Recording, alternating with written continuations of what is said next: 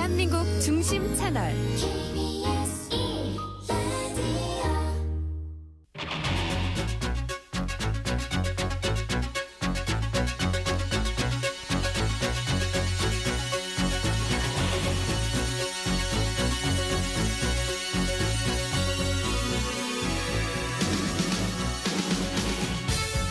안녕하십니까. 성기영의 경제쇼 아나운서 김기만입니다. 다음 주 수요일까지 제가 함께하고 있습니다.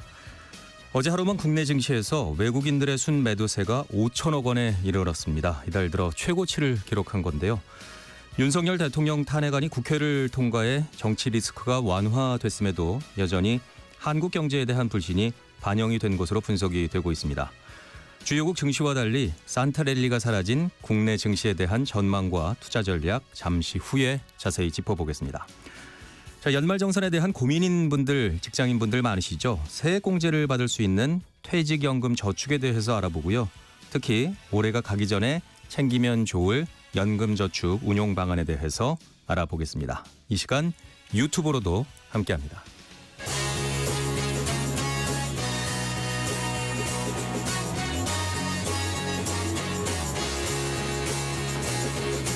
경제 시야를 넓혀드립니다.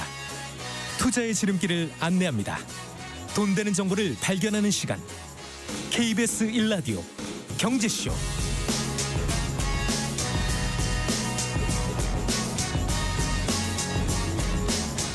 네, 먼저 오늘의 경제 뉴스 살펴보겠습니다. 경제 뉴스 브리핑 손석우 경제평론가와 함께하겠습니다. 어서 오십시오. 네, 안녕하십니까. 자, 대출 규제 일환으로 정부가 전세 대출을 총부채 원리금 상환 비율 DSR에 적용하기로 방침을 정했는데요. 네. 돌연 잠정 연기하기로 했다고요? 네, 이상이 원래 금융위원회 올해 업무 계획을 보시면 그 전세 대출에 DSR 적용하겠다라는 게 이제 포함이 돼 있었습니다. 네. 그래서 이제 시기를 놓고 저울질을 하고 있던 상황이었는데 일단은 내년 이후로 연기를 했습니다. 이 밖에 또 디딤돌 대출 같은 정책 대출도 DSR에 포함하기 위해서 관계부처 간 협의가 계속해서 이뤄졌었는데 이 논의도 지금 현재 중단을 한 것으로 알려졌습니다. DSR이 결국 그 연간 원리금 상환액, 그러니까 돈 빌린 사람의 원리금 상환액을 연소득으로 나눠서 그 대출 총액이 일정 비율을 넘지 않도록 그 대출 규제를 하는 이제 핵심 도구라고 볼 수 있지 않습니까? 네. 그래서 그동안 이 전세 대출을 DSR에 포함하는 방안을 통해서 전반적인 가계 대출을 좀 억제하겠다 이런 방침을 고수해 왔었는데 이제 내수 부진도 있고 최근에 또 탄핵 정국까지 맞물리게 되면서 경기 침체 우려가 더 커지니까 가계 부채를 줄이는 이런 억제보다는 좀 내수를 진작하는 게 지금은 우선순위를 둬야겠다. 정책 방향을 좀 트는 것으로 보이고요. 또 하나는 지금 지방 부동산 시장이 굉장히 안 좋아요. 살아나질 못하고 있거든요. 네. 이런 시장 지방 부동산 시장의 침체가 심각한 것도 결국 정책을 돌리게 된 배경이 된 것으로 보이고요. 다행히 올 하반기 들어서 가계부채 증가세가 확연히 꺾였어요. 많이 꺾였나요? 네, 은행권 예를 들어서 주택담보대출 신규 증가폭이 8월에는 9조 원이 넘었었거든요. 이게 지난달에는 1조 9천억 원까지 줄었습니다. 이게 이 신규 주담대가 항상 문제가 됐던 게 이게 주택 가격을 자극하는 요인이었기 때문에 대출 규제를 강화하는 이유가 됐었는데 이렇게 증가폭이 2조 원 밑으로 꺾여버렸기 때문에 일단은 금융당국은 가계대출 관리를 기존에 억제한다라는 기조에서 당분간은 은행 자율 쪽에 맡기는 쪽으로 전환한 그런 방침을 갖고 있습니다. 예, 그래서 그런지 은행들도 최근 대출 문턱을 다시 낮추고 있다고요. 네, 서서히 다시 또 빗장을 푸는 뭐 이런 모양새를 좀 취하고 있어요. 그러니까 시중은행들이 중단했던 대출을 재개하거나 한도 같은 걸 지금 높이기 시작을 했거든요. 신한은행이 이제 오늘부터요 생활안정자금 목적의 주택담보대출 한도를 1억에서 2억으로 한도를 상향 조정을 하고요. 주택 보유자 1주택자에게도 전세 대출을 다시 시행하기로 했습니다. 그리고 미등기된 신규 분양 물건지에 대한 전세 대출도 시행합니다. 이거 중요하거든요. 왜냐하면 새로 만들어진 아파트에 이제 들어가려고 입주 예정자들이 잔금을 이런 식으로 대출을 받아서 치르는 경우가 많은데 이게 미등기가 돼 있으면은 예전에 그냥 다 해줬는데 이걸 갑자기 막았었거든요. 이걸 지금 다시 푼다라는 것이고 언제부터 시행을 하는 건가요? 내년 실행 되는 대출부터 적용이 되는 겁니다. 보통 전세 대출이 심사를 거쳐서 최종 대출 집행이 되는 데까지 2주에서 최대 4주까지도 걸리거든요. 네. 그러니까 지금 이제 풀기 시작한다라는 거는 내년부터 실제 대출이 집행되는 걸 보고 지금부터 풀기 시작한다. 이렇게 볼 수 다른 있고요. 은행들도 그러면 상황은 비슷한가요? 네. 신한은행도 그렇죠. 하나은행 같은 경우도 이제 내년 대출 실행권에 한해서 지금 그 비대면 주담대라든지 전세 대출 판매 재개했고요. 우리은행도 이제 이달 한 23일부터는 비대면 주담대 전세 대출 판매 재개할 방침이다 이렇게 밝혔습니다. 또 하나 이제 대출의 이제 가장 중요한 금리 아니겠습니까? 주담대 신규 변동 금리에 영향을 미치는 게 코픽스인데 코픽스 금리가 최근에 좀 떨어졌어요. 그래서 앞으로 보면 주담대 금리도 좀 다소 떨어질 것으로 전망되고 있습니다. 네. 내일부터 청약을 할 때 무주택자 조건이 또 대폭 완화가 된다고요. 네, 그렇습니다. 청약할 때 이제 1순위로 청약하는 게 상당히 중요하거든요. 이쪽에 1순위로 배정된 물량이 많아요. 그래서 1순위 자격을 얻기 위한 필수 조건 중에 하나가 무주택이거든요. 정부가 이제 무주택으로 인정을 해주는 게 있는데 아파트의 기준은 그대로 두는 거고요. 이제 비아파트 기준을 이번에 대폭 완화를 해준 겁니다. 만약에 이제 빌라처럼 이런 비아파트의 경우에는 무주택자로 인정받으려면 기존 기준은 수도권의 경우에는 전용 면적 60제곱미터 이하여야 된다. 공시가격 기준으로는 1억 6천만 원 이하여야 된다. 이런 기준들이 있어야 무주택자로 인정을 받았는데 이게 좀 확대가 된 거죠. 면적은 85제곱미터 이하로 확대가 되고 공시가격은 5억 원 이하로 올라갑니다. 그러면 이제 비아파트에는 보통 뭐 다세대 다가구, 연립주택, 빌라 이런 것들이 다 포함되거든요.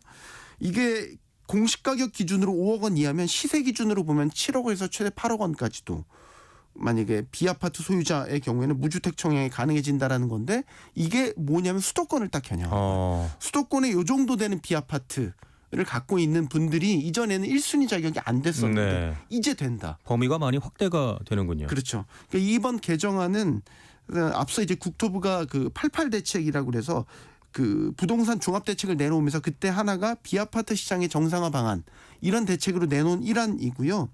당시 아시겠지만 이제 최근 몇 년 동안 빌라 전세 사기 여파로 비아파트에 대한 선호도가 되게 많이 떨어졌거든요.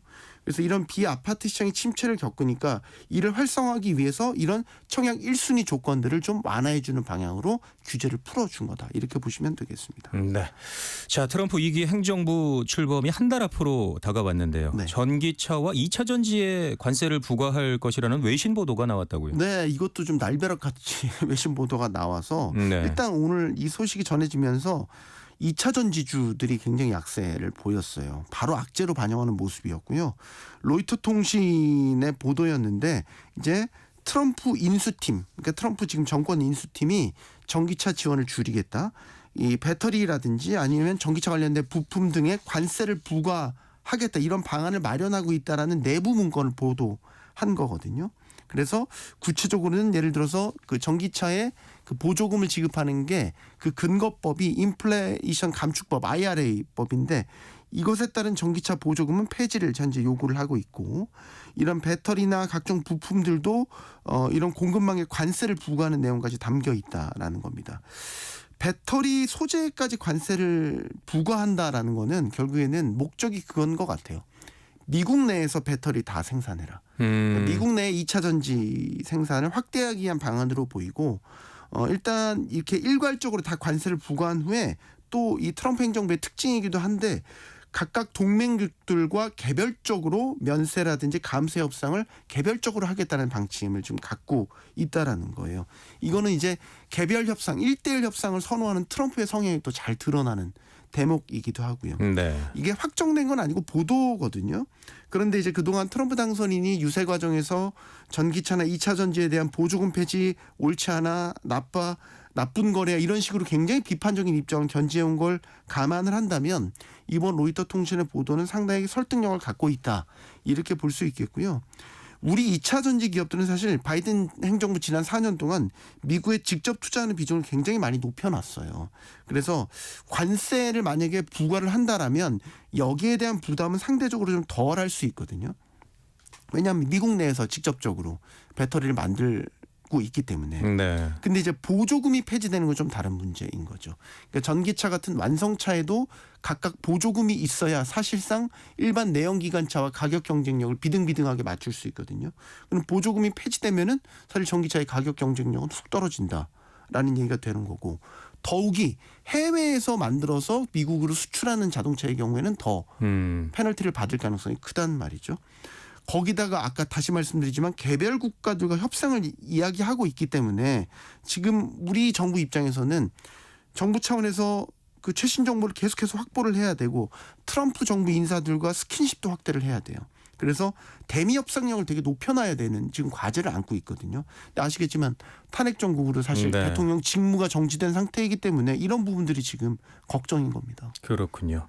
자, 저희가 어제도 이 소식 전해드렸었는데요. 네. 비트코인 가격이 하루 만에 다시 사상 최고가를 경신을 했다고요. 네, 이게 저도 자꾸 전해드려서 같은 내용인 줄 알겠습니다. 좀 민망하기도 한데 어제 비트코인 가격 제가 10만 5천 달러 예. 돌파했다 그래서 최고가 경신이었는데 하루 만에 또 10만 7천 달러 돌파를 했어요. 또 사상 최고가 다시 쓴 거고요.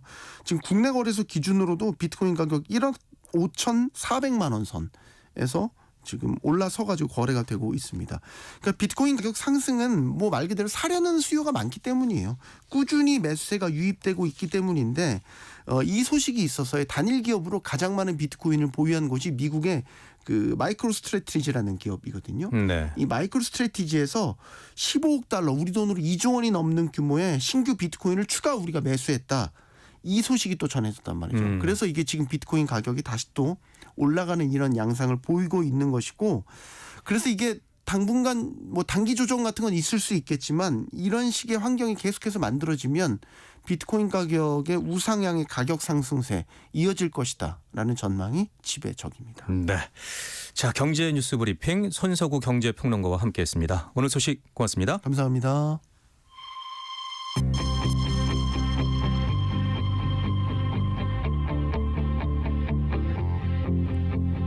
경제 전문가의 원포인트 레슨. 꼭 알아야 할 정보와 이슈를 알기 쉽게 풀어드립니다. 대한민국 경제 고수와 함께 투자의 맥을 짚는 KBS 일라디오 경제쇼. 진행의 성기영 아나운서입니다. 네, 국내 증시가 올해 들어서 전 세계 주요 나라 가운데 수익률 꼴찌를 기록하고 있는데요. 여기에 정치적 불안이란 변수까지 더해지면서 외국인 매도세가 이어지고 있습니다.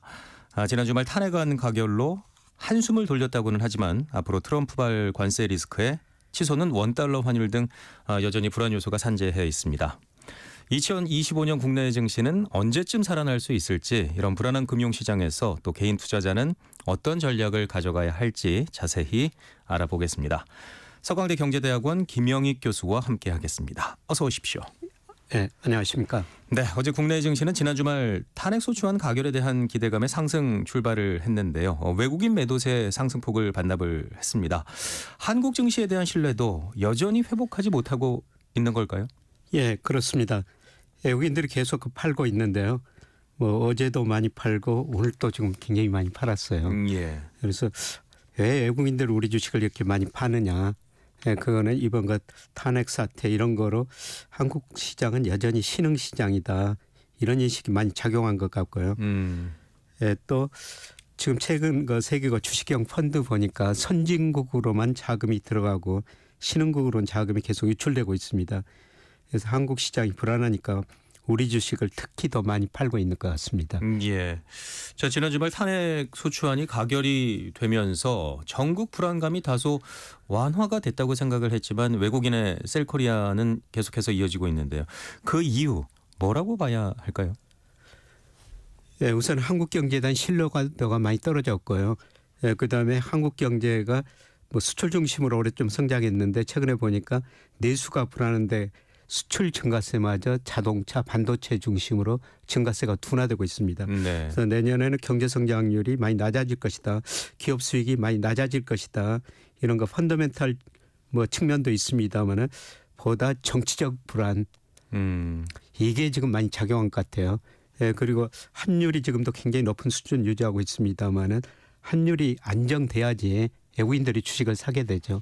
예, 그런데 지금 현재 환율이 1,440원에 근접하고 있습니다만은 아마 일부 외국인들은 환율이 여기도 더 오를 수 있다. 환율이 오르면은 또 한 차선을 볼 수가 있거든요. 네. 그래서 여러 가지 요인들이 복합적으로 작용하면서 어제도 외국인들이 많이 팔았고요.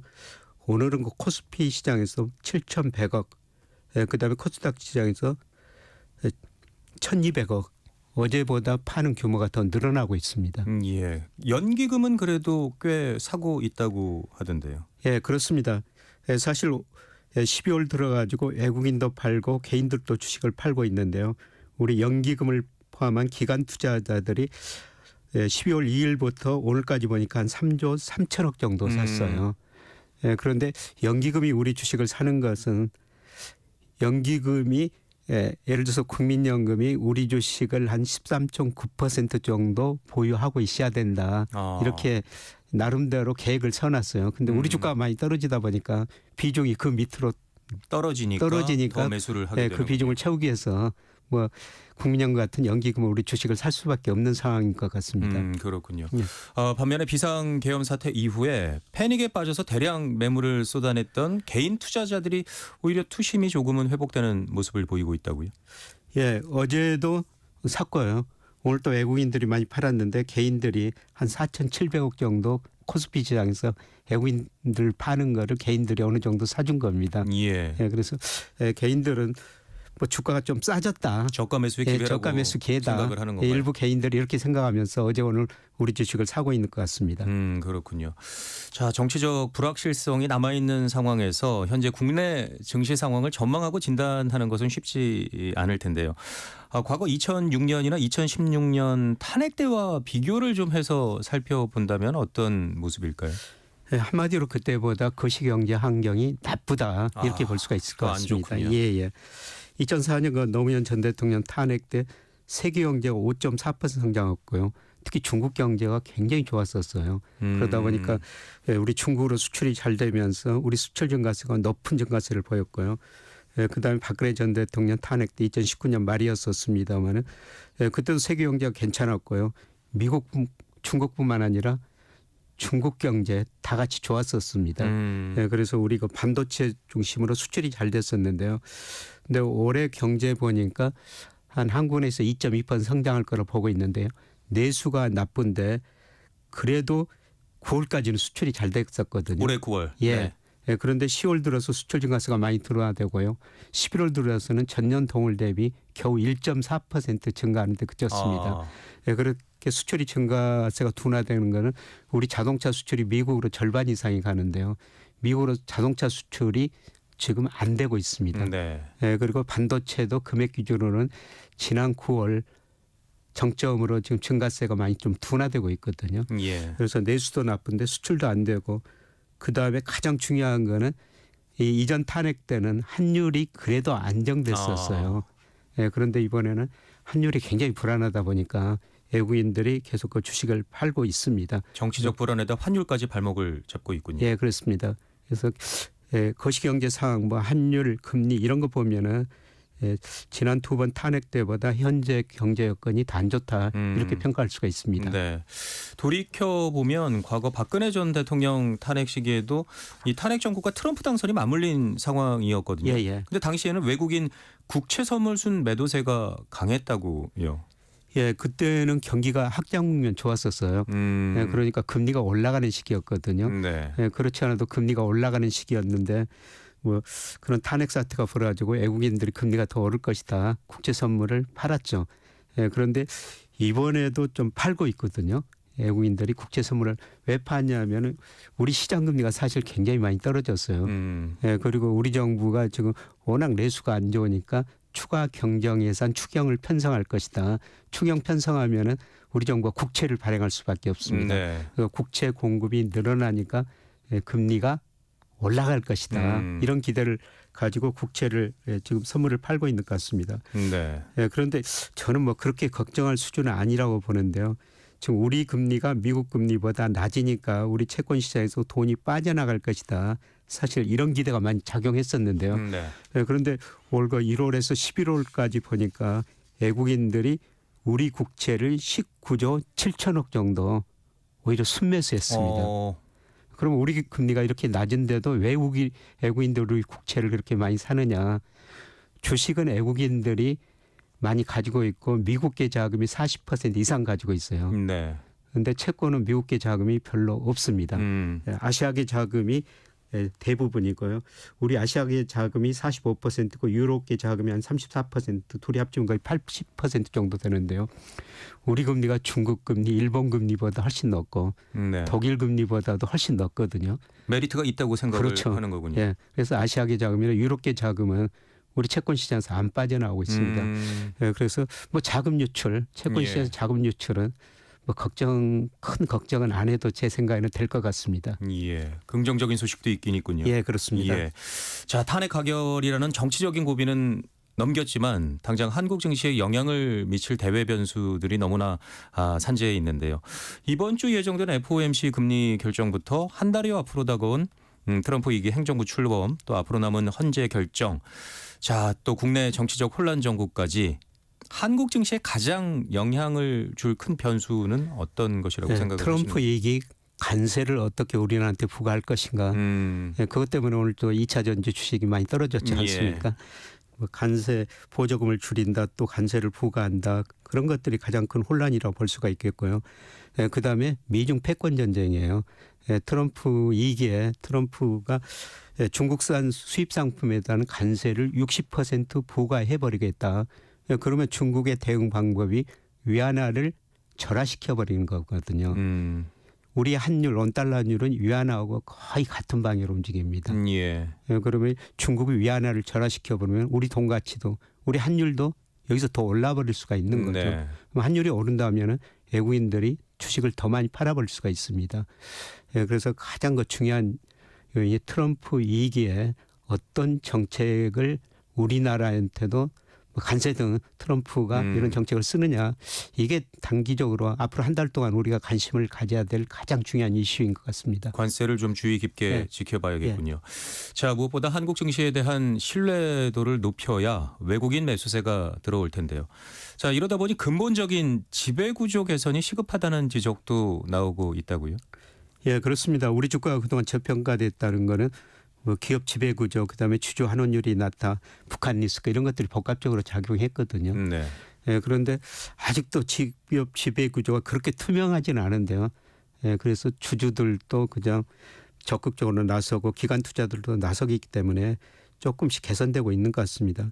그런데 우리가 그동안 외국인들이 우리 주가 저평가 요인 중 하나가 주주 환원율이 낮다는 겁니다. 주주 환원율이라는 것은 뭐냐면은 기업들이 배당금을 얼마나 주느냐, 그 다음에 주식을 사가지고 얼마나 소각하느냐 네. 이런 거였거든요.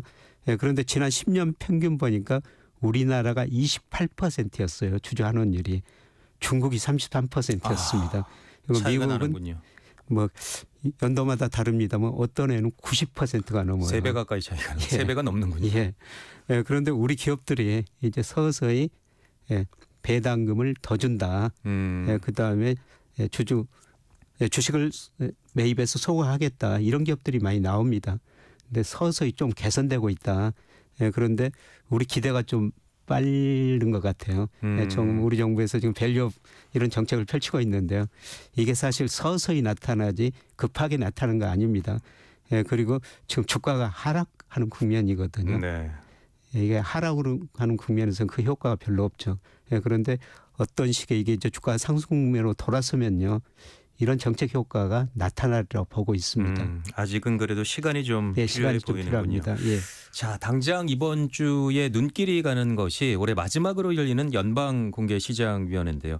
금리 인하는 어느 정도 예상들을 하고 있죠? 예, 그렇습니다. 우리 시간으로 목요일 새벽에 발표가 되는데요. 네. 뭐 기준금리 0.25%포인트 인하할 것이다. 이거는 시장 컨센서스 같습니다.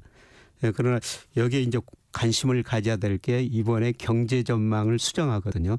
뭐 내년 경제 성장률, 실업률, 물가 상승률. 예, 그런데 지금 미국 경제가 생각보다 더 좋으니까요. 아마 경제 성장률 좀 올릴 것 같습니다. 예, 그리고 점도표라고 찍거든요. 연준 위원들이 적정 금리가 몇 %다 이렇게 점을 찍어 놓는데요. 예, 그게 지난 9월보다는 경제 성장 예상보다 좀 높으니까 그게 좀 높아질 것 같아요. 네. 금리 인하 속도가 좀 둔화될 것이다. 예, 그리고 이제 예, 트럼프가 파월 연준 의장이 또 기자간담회를 하거든요. 예, 거기서 아마 기자들이 트럼프가 대통령이 되면은 관세를 부과하고 물가가 오를 텐데 그러면 연준의 통화 정책 방향이 어떻게 변할 것인가 이런 질문을 많이 할 것 같아요. 네, 말씀하신 것처럼 뭐 12월 FOMC보다는 앞으로 연준이 금리 인하 속도를 어떻게 가져갈지에 대해서 예, 더 그렇습니다. 관심을 갖고 있죠. 예, 저는 뭐 내년에 미국 경제 성장률이 많이 둔화되리라 보고 있기 때문에 예, 계속 그 금리를 인하할 거라 보고 있는데요. 네. 예, 그러나 트럼프가 지금 선거 공약으로 내세운 것처럼 그렇게 관세를 부과하면은 미국 소비자 물가가 오를 수밖에 없거든요. 예, 그러면 금리 인하 속도가 좀 둔화될 수는 있을 것 같습니다. 네. 자, 여기에 일본 중앙은행이죠. BOJ의 금리 결정도 예정이 돼 있는데요. 만약에 일본 금리가 인상이 된다면 엔캐리 트레이드 청산에 대한 우려가 다시 제기가 되고 있죠. 예, 지난 그 8월 초에 엔캐리 트레이드 청산이 되면서 전 세계 금융시장에 굉장히 충격을 출렁였죠. 줬거든요. 예. 예. 18일, 19일 내일 모레 일본에서 그 금융정책 결정회의가 열리는데요. 그런데 시장은 80% 확률 정도로 동결할 것이다. 이렇게 전망하고 있습니다. 예. 그래서 일본의 그 소비자 물가가 2% 넘기 때문에 금리를 인상해야 된다. 이런 견해도 있습니다만은 아마 이번에는 글로벌 금융시장이 아직도 불안한 상황이기 때문에 일본 경제 성장률이 올해 실질 GDP는 거의 0%에 가깝거든요. 네. 아마 이런 경제 성장을 고려하면은 일본 은행이 금리 동결할 것 같습니다. 네. 그래서 이번에는 엔캐리 트레이드 이런 현상은 나타나지 않을 거로 보고 있습니다. 여러 가지 대외 환경을 고려해 봤을 때 예. 단기적으로 한국 환율에는 좀 부담 요인이 되지 않을까요? 예, 지금 환율이 이제 1,445 근접하고 있는데요.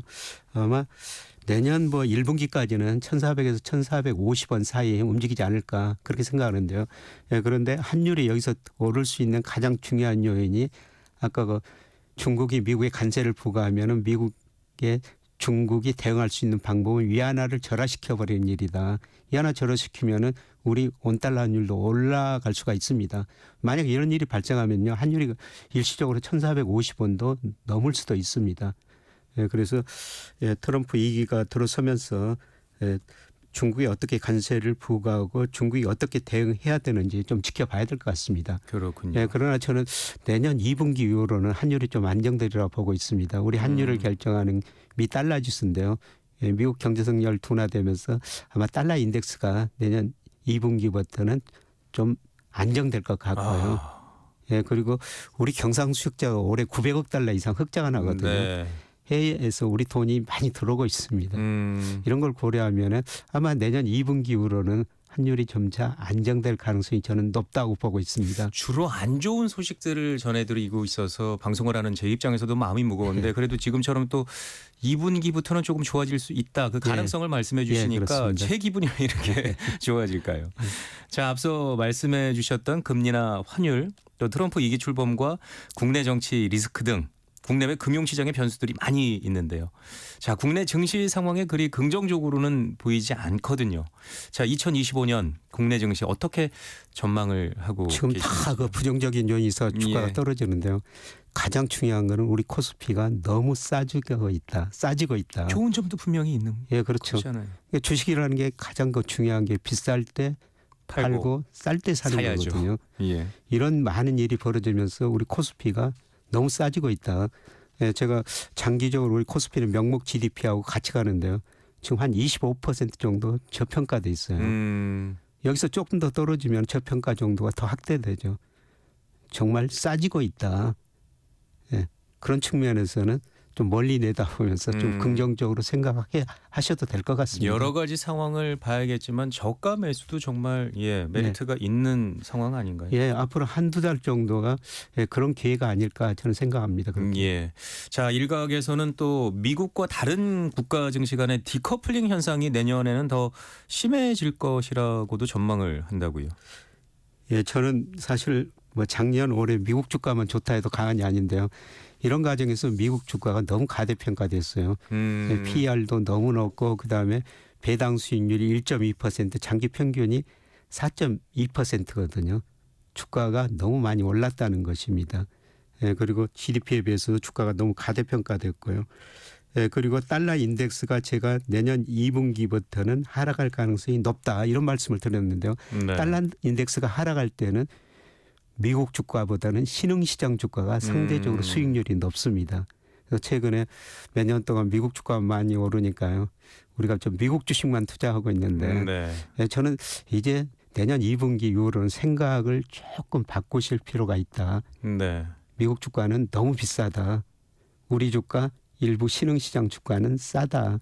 달러 인덱스가 하락할 때는 우리 주가 신흥시장 주가가 미국 주가보다 더 많이 올랐다는 겁니다. 네. 그래서 이제는 조금 생각을 미국만 좋다. 그런 생각에서 좀 벗어날 필요가 있는 시기가 다가오고 있는 것 같습니다. 네, 내년 2분기를 굉장히 중요한 시점으로 보고 그렇습니다. 계시는군요. 예, 예.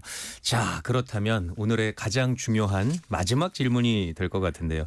시장 상황이 너무나 불확실한데 투자자들은 그러면 어떤 전략을 가져가는 것이 좋을까요? 우리가 투자할 자산이 채권, 주식, 현금인데요. 지금은 현금 많이 가지고 계신 분이 좋죠. 근데 사실 제가 KBS 방송 나와가지고 작년부터는 채권 투자 많이 하십시오. 이런 말씀을 정말 많이 드렸었어요. 네. 네, 그런데 이미 채권 수익률은 많이 충분히 떨어져 버렸습니다. 예. 그래서 여기서 조금 오를 수 있고요. 채권 투자에서는 채권. 지금 단기적으로는 돈 벌기가 쉽지 않아 보입니다. 장기적인 돈은 채권. 예. 예, 단기적으로는 채권은 돈 벌기가 쉽지 않아 보고요. 지금 제가 평가하기에는 가장 싼 것이 우리 코스피라고 보고 있거든요. 예. 여기서 앞으로 한두 달 동안 저 싸질 수가 있는데 이럴 때일수록 주시장 좀 관심을 갖고요. 주식 비중을 앞으로 한두 달 사이에 조금씩 늘려가시는 게 저는 좋을 것이다. 이렇게 지금 자산 배분 측면에서 조언을 해드릴 수가 있을 것 같습니다. 예. 우리나라 경제를 무척이나 사랑하시는군요. 예, 그럼 그 마음이 느껴집니다. 알겠습니다. 경제 핫 이슈 외국인 투자자들의 셀코리아와 개미를 위한 투자 전략과 관련해서 알아봤습니다. 김영익 서강대 경제대학원 교수와 함께했습니다. 오늘 말씀 고맙습니다. 네, 고맙습니다.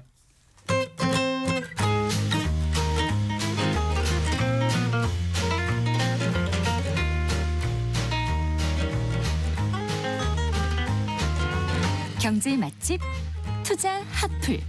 지금은 돈 벌기 딱 좋은 시간.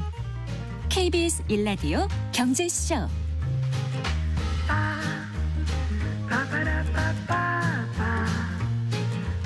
100세 시대 행복한 노년을 위해서는 건강과 노후 대비가 무엇보다 중요한데요. 은퇴 이후 노후 자금을 위해서 돈 관리 계획을 구체적으로 세워보겠습니다. 오늘도 미래에셋 투자와연금센터 오현민 수석 매니저와 함께하겠습니다. 어서 오십시오. 안녕하세요. 자, 최근 주변에도 부쩍 연말정산에 대한 얘기가 늘었는데요. 세액 공제를 받을 수 있는 연금저축에 대한 관심이 높습니다. 먼저 연금저축에는 어떤 세제 혜택이 있는지부터 좀 짚어주시죠. 네, 연금저축과 개인형 퇴직연금 IRP 계좌를 합쳐서 연금계좌라고 부르는데요. 여기에 적립하시면 이제 두 마리 토끼를 잡으실 수 있습니다. 네. 하나는 연말정산 때 세액공제 혜택을 받아서 13월이 월급을 만들 수 있다는 것이고요. 직장인들이 참 좋아하죠. 네, 네.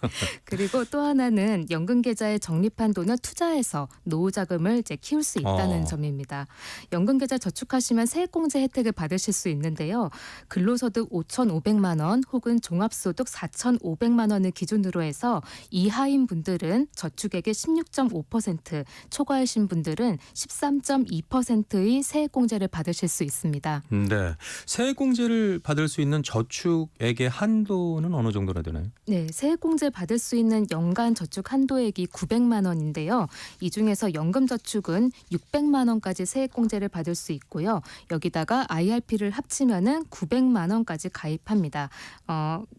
만일 연금저축에는 넣지 않고 IRP에만 저축을 하신다면은 IRP에만 단독으로 저축해서 900만 원 세액공제 받는 것도 가능합니다. 그래서 만일에 연금계좌에 다 합쳐가지고 총 900만 원을 저축하셨다고 가정을 한다면은 얼마를 돌려받느냐? 근로소득 5,500만 원 이하인 분들은 900만 원 곱하기 16.5% 148만 5천 원을 돌려받으실 수 있고요. 150만 원 가까이. 예, 많죠. 그리고 5,500만 원 초과이신 분들, 이분들은 900만 원 곱하기 13.2%인 118만 8천 원을 돌려받으실 수가 그래도 있습니다. 120만 원 가까이 되는 돈이군요. 예. 연금 계좌에 저축을 하는 것까지는 신경을 써서 하시는 분들이 많은데 그다음에 어떤 상품을 골라야 되는지 고민을 좀 많이 하시는 것 같거든요. 아무래도 노후 자금이다 보니까 예금 같은 상품을 주로 많이 선택을 하시는 것 같더라고요. 네, 어제 통계청에서 2023년 기준 퇴직연금 통계가 발표되었는데요. 개인형 퇴직연금 IRP 적립금 통계를 좀 살펴보니까 적립금의 약 59%가 예금과 같은 원리금 보장형 상품에 넣어져 있는 그런 네. 상태입니다. 그래도 이게 2022년 그 전해에 비하면은 그래도 한 6%포인트 이제 낮아지기는 해서 좀 고무적인 부분도 있습니다만 여전히 이게 좀 높은 편입니다. 그래서 말씀하신 대로 이게 좀 그 노후자금 손실에 대해서 예민하게 생각하시는 분들이 좀 많다고 좀 생각이 되는데요. 근데 놀랍게도 좀 손실에 좀 예민하신 분들도 알고 보면은 평소에 좀 인지를 안 하셔서 그렇지 모두 알고 보면은 노후자금을 국내외에 열심히 다 이제 투자를 하시고 있는 중입니다. 어떤 얘기인가요? 우리나라 근로자라면 모두 다 국민연금에 아, 가입되어 있으시잖아요. 저 역시도. 네. 근데 국민연금 같은 경우에는 국민연금공단이 기금운용본부가 있습니다. 거기에서 이제 국내외 자산에 이제 다양하게 투자를 하고 있는 중입니다. 그렇군요. 국민연금은 그럼 지금은 어떻게 투자를 하고 있나요? 국민연금 규모가 지난 9월 말 기준으로 하면은 약 1,146조 정도 되거든요. 네. 근데 과거에는 국민연금을 이제 좀 안전하게 운용을 해야 된다라는 것이 상당히 중요해서 국내 채권 위주로 포트폴리오를 가지고 있었습니다. 근데 안정성을 위주로 이제 운용이 되었던 건데요. 그런데 현재는 국내 채권을 줄이고 전체에서 가장 많은 비중을 차지하는 자산이 해외 주식입니다. 네, 이 해외 주식이 한 35% 정도 되고요. 예. 그 뒤를 이어서 국내 채권이 한 29% 정도 됩니다. 그 다음에 이어서 이제 대체 투자가 한 16% 정도 되고요. 근데 대체 투자가 뭘 얘기하냐면은 부동산, 인프라, 사모펀드에 투자하는 것을 얘기합니다. 그래서 그 뒤를 이어서 그다음에 이제 국내 주식 13%, 해외 채권 7% 이 정도 비중으로 나누어져 있습니다. 예, 국민연금에서 해외 주식에 가장 많이 투자를 하고 있다고 하셨는데 아무래도 미국에 제일 많이 투자를 하고 있겠죠? 네, 맞습니다. 네. 지역적으로 북미 지역이 67%로 이제 가장 크고요. 그다음에 이제 유럽이 한 18% 정도 됩니다. 그리고 아시아 퍼시픽 지역이 한 8%, 일본 4% 좀 이렇게 좀 다변화가 되어 있습니다. 그리고 어떤 종목 많이 가지고 있냐 이런 것도 아마 궁금하실 것 같은데요. 가장 비중이 높은 종목이 애플이고요. 예. 그리고 뒤이어서 마이크로소프트, 아마존, 엔비디아 순으로 이제 투자를 하고 있는데요. 테슬라가 없는 게 조금 아쉽군요. 네, 테슬라도 이제 탑10에 들어가 있지만, 네, 이게 좀 약간 그 몇 달 전의 그런 기준이기 때문에 지금은 또 테슬라가 많이 올랐으니까 네. 순위가 좀 바뀌었을지도 모르겠습니다. 그래서 전반적으로 이제 IT 비중이 가장 높기는 한데요. IT 말고도 금융, 헬스케어, 원자재, 소비재 등등 이제 다른 섹터에도 골고루 좀 투자가 되어 있습니다. 네. 그래서 이게 개인적으로 내가 그 해외 투자 이렇게 하고 있지 않다고 해도 국민연금을 통해서 강제로 섹터나 종목으로 다 이제 분산 투자를 하고 있다고 간접적으로는 보시면 됩니다. 대부분이 다 그렇습니다. 하고 있군요. 네. 자, 그렇다면 연평균 수익률은 어느 정도나 되나요? 국민연금이 최근 10년 연평균 수익률이 한 6% 정도 됩니다. 그리고 작년 같은 경우는 수익률이 13.59%를 역대 최고 예. 수익률을 좀 찍기도 했었습니다. 국민연금에서 이제 1988년에 이제 국민연금이 시작이 됐는데 이때 시작된 이래로 이제 수익률에 가장 큰 기여를 한 자산이 뭐냐 이거를 좀 분석을 해봤더니 가장 중요했던 자산이 해외 주식과 대체 투자였다라고 합니다. 그래서 국내 채권은 이제 안정적이긴 하지만 수익률에는 기여하지 못하는 이제 자산인 거죠. 네. 그래서 만일에 이제 국민연금이 과거처럼 이제 계속 국내 채권으로 유지가 됐었다라고 한다면은 현재 같은 그런 성과는 이제 나오지 않았었을 거라는 거고요. 그래서 이게 좀 함의하는 바가 있는 것 같습니다. 그래서 이런 성과를 보게 되면 개인도 자기 연금을 가지고 운용을 할 때 이런 식으로 좀 너무 안정적인 자산군에 묻어두는 것이 아니라 좀 장기적인 관점을 가지고 자산 배분을 해야 되지 않냐라는 그런 시사점이 있는 것 같습니다. 예. 자, 그런데 개인이 국민연금과 같이 판단을 하고 자산 배분을 한다는 게 사실 쉽지는 않을 것 같은데요. 네, 좀 재테크를 열심히 하시는 분들은 괜찮을 수 있겠습니다만 일반적으로는 생업으로 다들 너무 바쁘시기 때문에 그렇죠. 자산 배분을 신경 쓰기는 좀 어려우실 거로 보이는데요. 그래서 제가 오늘 3가지 정도 솔루션을 말씀드려 알아보려고 합니다. 먼저 소개드릴 방법은 요즘 금융회사들이 많이 도입하고 있는 로보 어드바이저를 활용하는 방법입니다. 로보 어드바이저요. 네, 예. 로봇과 그리고 투자 자문가를 의미하는 어드바이저 합성어로 이제 로보 어드바이저인데요. AI가 빅데이터 알고리즘에 따라서 국내외 주식, 채권, 대체자산, 좀 다양한 자산군에 배분해서 투자해주는 그런 기술을 말합니다. 네. 그래서 요즘 AI를 어떻게 활용하느냐가 뭐 내 삶의 효율, 업무의 효율이 이제 달라진다는 이야기 많이 하잖아요. 그래서 연금 자산을 운용하는 데 있어서도 이제 예외는 아닌 것 같습니다. 예, 그러면 로보 어드바이저가 매니저님보다 더 훌륭한 그건 아닌가요? 예.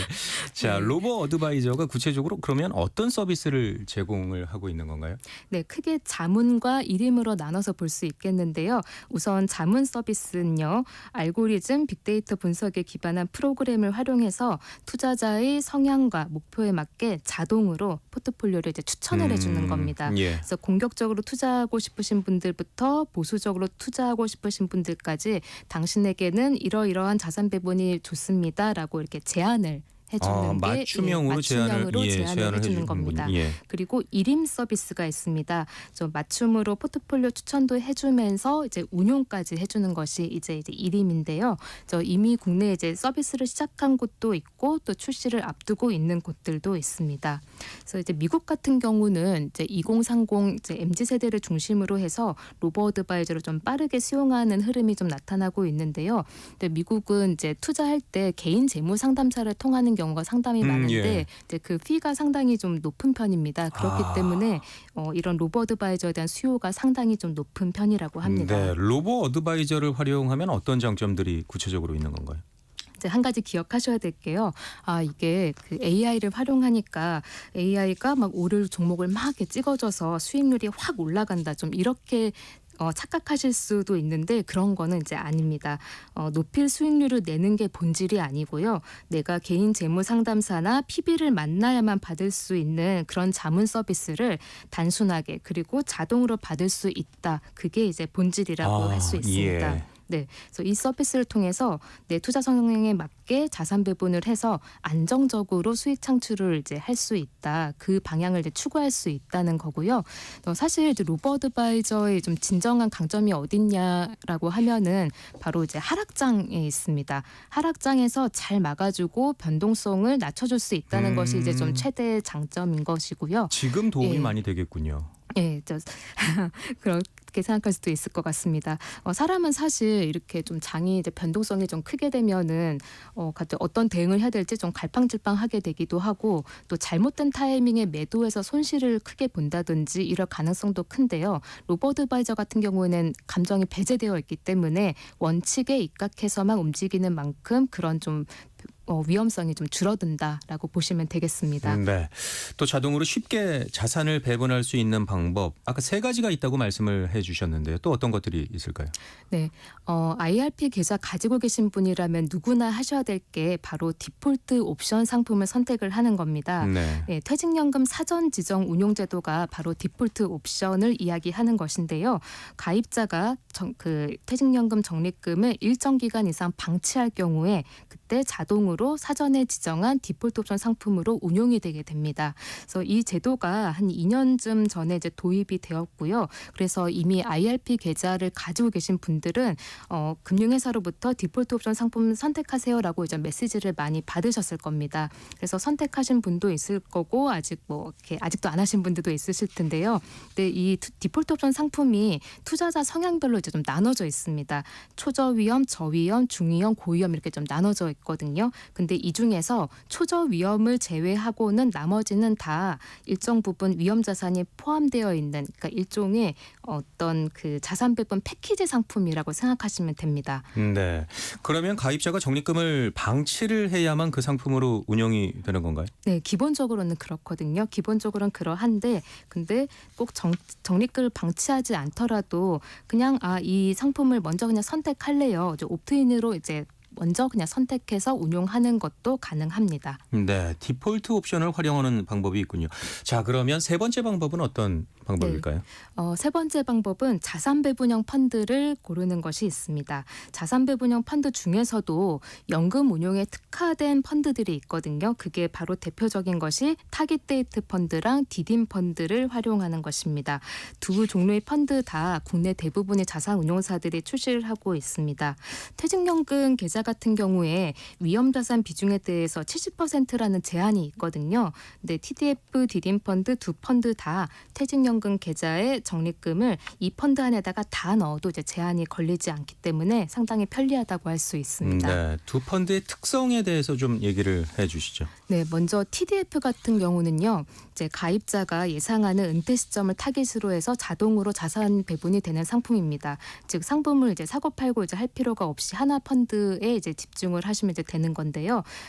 가입자의 나이가 좀 젊을 때에는 주식 비중을 높여서 공격적으로 투자해서 펀드의 수익률이 높아지고요. 그리고 은퇴 시점이 가까워지면은 그 위험자산 비중이 점점점 줄어듭니다. 그래서 채권 비중이 높아져서 안정적으로 인출 시기를 이제 대비하는 그런 생애 주기별 투자 전략을 취하고 있는 게 특징입니다. 네. 후자인 디딤 펀드 같은 경우에는요, 지난 10월에 나왔는데요. 디딤이라는 그 금융회사들의 좀 공동 브랜드의 밸런스드 펀드입니다. 네. 그래서 이름에서 알 수 있듯이 밸런스를 중요시하게 여기거든요. 그래서 이게 타깃 리스크 펀드라고도 하는데 위험자산 비중을 50% 밑으로 이제 좀 꾸준히 그 균일하게 유지한다. 그렇게 하기 때문에 TDF 같은 경우에는 위험자산 비중이 높아졌다가 낮아지는 그런 변화가 있다라고 한다면 나이에 따라서 좀 달라지는 건가요? 그렇죠. 네. 근데 반면에 이제 그 디딤 펀드 같은 경우에는 밸런스를 중요시하기 때문에 가입 처음 시작부터 끝까지 그냥 꾸준히 낮게 유지가 된다. 위험자산 비중이 이렇게 이해하시면 되겠습니다. 펀드 간의 차이가 좀 있군요. 자, TDF와 디딤 펀드가 그러면 운용사별로 차이가 좀 있는 건가요? TDF 경우에 이제 기본적으로 생애주기에 맞게 운용된다는 특징에서는 운용사별로 동일하긴 한데요. 각 회사별로 이제 고유의 그 글라이드 패스라고 해서 자산 배분 곡선이라는 걸 가지고 있습니다. 네. 그래서 그거에 맞게 배분을 하기 때문에 회사별로 수익률이 좀 차이가 나게 되고요. 디딤 펀드도 마찬가지로 위험자산 비중에 대해서는 똑같이 50% 아래로 가져가지만 그 위험자산을 어디다가 투자하느냐는 그 회사마다 또 고유의 또 방침이 있기 때문에 네. 그런 전략의 차이가 있다는 점을 좀 고려하시면 좋겠습니다. 그런 선택을 할 때 차이가 있기 때문에 개인 네. 꼼꼼히 좀 살피셔야겠군요. 맞습니다. 자, 그러면 펀드를 고를 때 수익률을 확인하는 것이 그래도 가장 중요하겠죠. 근데 뉴스를 보시면 TDF 성과에 대해서 뭐 한 달, 세 달, 뭐 연초 대비 약간 이런 기사들이 좀 많이 나오는 것 같긴 한데요. 근데 단기 수익률이 아니라 특히 연금 펀드 같은 경우에는 더더욱 최소 3년 이상 수익률을 보시는 거를 좀 추천을 드리고 싶습니다. 특히 또 단순 수익률을 보시는 것보다는 위험 대비 수익률이라는 지표가 있거든요. 그래서 투자자가 감수해야 되는 위험 대비 보상이 얼마인지 나타내는 지표인데요.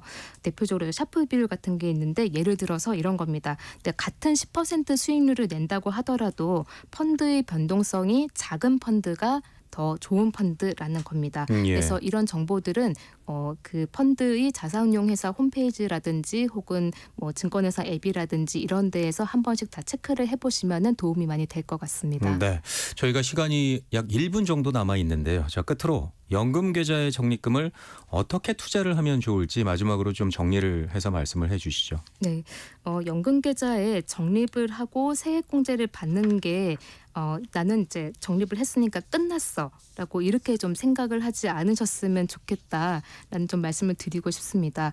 적립을 하고 그거보다 더 중요한 것이 사실은 좀 운용이거든요. 네, 말씀드렸듯이 국민연금도 우리한테 이제 지급할 돈의 수명 길게 지급을 해주기 위해서 네. 국내외로 많이 이렇게 자산 배분을 하고 있는데 또 개인의 연금도 또 수명을 조금 더 늘릴 수 있도록 해야 되지 않을까. 그렇기 때문에 적립을 하신 다음에 이제 예금에 묻어주지 마시고 최근에 뭐 AI라든지 혹은 뭐 자산 배분형 상품이라든지 이런 서비스가 다양하게 나와 있기 때문에 이런 것들을 좀 잘 활용하시면 좋겠다라는 생각이 듭니다. 네. 그리고 추가적으로 어제 퇴직연금 통계가 나왔다고 말씀을 드렸잖아요. 그 통계를 보니까 퇴직연금 계좌를 중도 해지하신 분들이 이제 28% 이제 갑자기 확 늘었다고 나오더라고요. 근데 이유가 이제 53%가 이제 다 이제 주택 구입 때문에라고 네. 이제 말씀을 주셨는데, 근데 이런 것들을 볼 때 연금을 중간에 좀 끊지 않도록 가급적 계획을 잘 세우시면 좋겠다라는 부분 말씀드리고 싶습니다. 네, 오늘 도움이 되는 말씀 잘 들었습니다. 미래에셋 투자와 연금센터의 오연민 수석 매니저와 함께했습니다. 고맙습니다. 감사합니다. 네, 성기영의 경제쇼는 여기까지입니다. 아나운서 김기만이었습니다. 저는 내일 다시 찾아뵙겠습니다. 고맙습니다.